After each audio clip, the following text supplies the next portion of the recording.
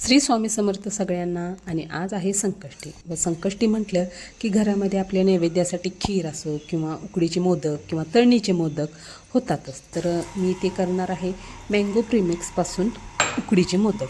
तर मी ते 1-1.5 वाटी होईल एवढं कढईमध्ये पाणी घेतलेलं आहे व त्याला उकळी आली की त्याच्यामध्ये मी तांदळाच्या पिठाची उकड काढून घेणार आहे. तर हे तांदळाचं पीठ आपल्या ह्याच्यानुसार घालायचं, म्हणजे ते घट्ट होईल पातळ होईल. उकडीच्या ह्याच्यावरती राहिलं तरी ते मी हळूहळू थोडं करत हे पीठ तांदळाचं पीठ घालते. तर त्या पाण्यामध्ये थोडीशी मिठाची चिमट घालायची, त्यामुळे टेस्ट येते. किंवा थोडंसं अर्धा चमचा होईल एवढं तूपही घालायचं. तर तुम्ही हे मँगो प्रीमिक्सपासून बनवलेले जे मोदक आहेत ते खरंच खूप टेस्टी लागतात. आणि जी मँगोवाली जी फील आहे ती खरंच कधी पण येते, म्हणायला काहीच हरकत नाही. मँगोचा सीझन नसताना हे मँगो प्रीमिक्सपासून आपण एखादा पदार्थ जर बनवला तर खरोखरच मँगोचं सीझन असल्यासारखंच वाटतं. तर तुम्ही नक्की एकदा ट्राय करून बघा. तर मी हे प्रीमिक्स उन्हाळ्यामध्येच म्हणजे मे महिन्यामध्येच करून ठेवलं होतं. एवढंच की मला त्याचा व्हिडिओ अपलोड करता आला नाही. तर मँगो प्रीमिक्ससाठी मी एक 4-5 आंबे घेतले होते व त्याचा गर काढून त्याच्यामध्ये साखर घालून ते चांगले 5 ते 7 दिवस तरी उन्हामध्ये, कडक उन्हामध्ये वाळवलं होतं. आणि वाळल्यानंतर त्याची मी पावडर करून ठेवली होती. तर ती पावडर आत्ता उपयोगाला येते असं म्हणायला काहीच हरकत नाही. तर आपण मँगो प्रीमिक्सपासून वेगवेगळे पदार्थ, जेवढे मँगोचे पदार्थ आहेत ते आपण घरी केव्हाही कधीही करू शकतो. तर जर तुम्हाला मँगो प्रीमिक्स करायचं असेल तर नक्की असं या पद्धतीने करून बघा. तर त्याचा जर माझ्याकडे व्हिडिओ असेल तर नक्की मी तुम्हाला टाकेन. तर मी ते सगळी उकड काढून घेतलेली आहे तांदळाची, आपण तांदळाच्या पिठाची. तरी हे आपण छान असं मळून घ्यायचं, एकसारिक मळून घ्यायचं, थोडं तेलाचा हात लावत मळून घ्यायचं. तर इथे मी नारळ खवणलेला असा घेतलेला आहे, त्याचा खिस घेतलेला आहे. तर तो कढईमध्ये घालायचा आणि थोडंसं नकळत पाणी त्याच्यामधलं सुकू द्यायचं. तर मी तर जे उन्हाळ्यामध्ये केलेलं जे हे मँगो प्रीमिक्स आहे तर ते मी घेतलेलं आहे. आणि ते आपल्या अकॉर्डिंग, म्हणजे आपल्याला जेवढा हवा आहे, पहिला मँगो प्रीमिक्स घालायचं, मग नंतरनं तुम्ही साखर किंवा गूळ घातला तर चालतो.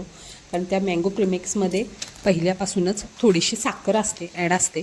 त्यामुळे जास्त असं व्हायला नको की तुम्ही गूळ किंवा साखर आधी घालून मग नंतरनं हे मँगो प्रीमिक्स घाल आणि जरा जास्तच गोड होईल. तर तुम्ही नक्की पहिला आधी मँगो प्रीमिक्स घाला व नंतरनं गूळ किंवा साखर आहे ती घाला. तर मी ते 3 ते 4 किंवा त्याच्यापेक्षाही जास्त मँगो प्रीमिक्स घेतलं तरी चालतं. मी एक 4 ते 5 चमचे होईल एवढं घेतलं होतं. तर ते आपण हळूहळू त्याच्यात घालून मिक्स करायचं. आणि मी ह्याच्यामध्ये गूळ वापरणार आहे. तर गूळ मी थोडासा कमी घेतला होता, जेवढा हवा आहे त्याच्यापेक्षा थोडंसं कमी, कारण माझं मँगो प्रीमिक्स हे थोडंसं गोड होतं.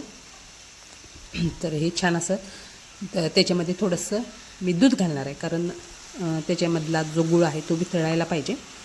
तर आपण थोडं करत हलवत राहायचं, कारण ते खाली गॅस चालू आहे त्यामुळे खाली चिकटणार. तर गूळ विरघळेपर्यंत तरी एकसारी हलवायला पाहिजे. तर या पद्धतीने हे मँगो प्रीमिक्स मी घरी करून ठेवलं होतं. खरं मुलांना मँगो शेक असो तर तो मी कधीही करून देऊ शकतो. माझ्या मते मी सोमवारी किंवा शनिवारी हे 2 दिवस आमचे ठरलेले असतात. तर मी ते उपवासा दिवशी मँगो शेक करूनच ठेवतो. तर खूपच छान होतो. जसा म्हणजे आंब्याचा जसा होतो मँगो शेक तसाच हा मँगो प्रीमिक्सचा होतो.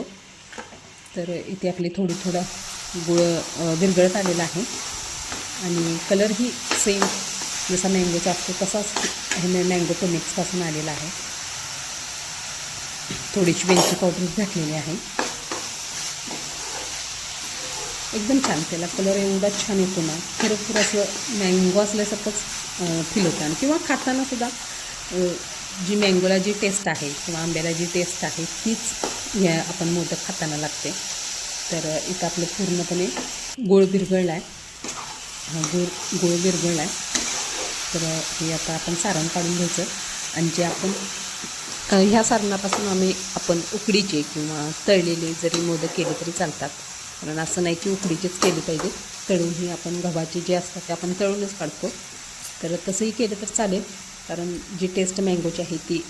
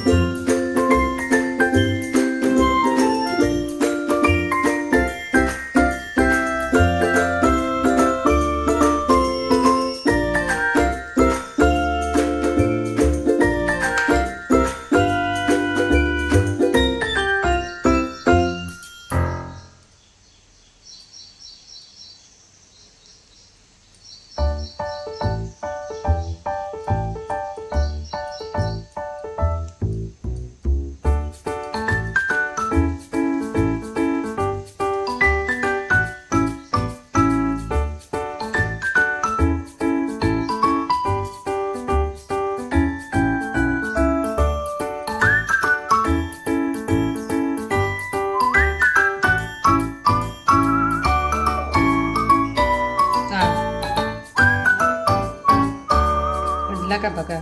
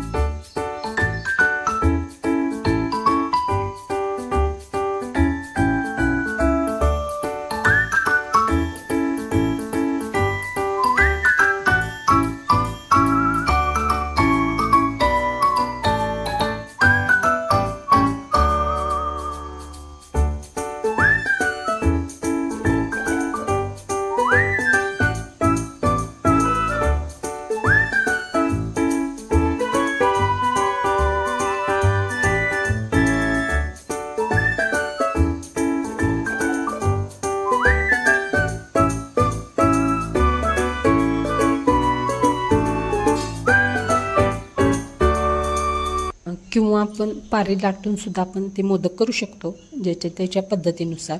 ज्याला हातावरती येत असेल ते हातावरती केलं तर चालते, ज्याला हातावरती जमत नाही त्याने जर लाटून पारी त्याला जरी कळ्या पाडल्या तरी चालतात.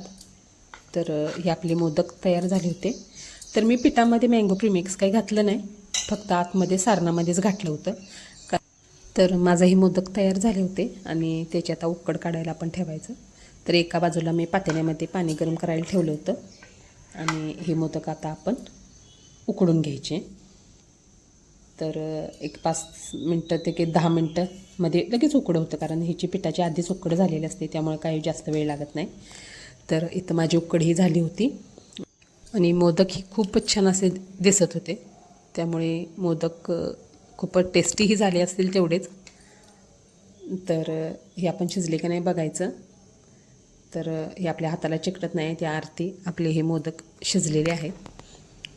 तर तुम्हाला हा व्हिडिओ कसा वाटला कमेंट करून नक्की सांगा आणि चॅनेलला लाईक करा, शेअर करा, सबस्क्राईब करायला विसरू नका. तर हे होते आपले मँगो प्रीमिक्सपासून घरच्या घरी तयार केलेले मँगो प्रीमिक्स मोदक. तर खूपच छान झाले होते आणि आजच्या संकष्टीच्या सगळ्यांना शुभेच्छा.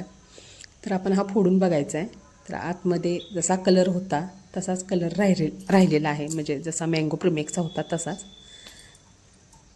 आणि खूप छान झाले होते, मला तरी खूप आवडले. तर तुम्हाला आवडलेत की नाहीत कमेंट करून सांगायला विसरू नका आणि व्हिडिओ नक्की बघा. थँक्यू.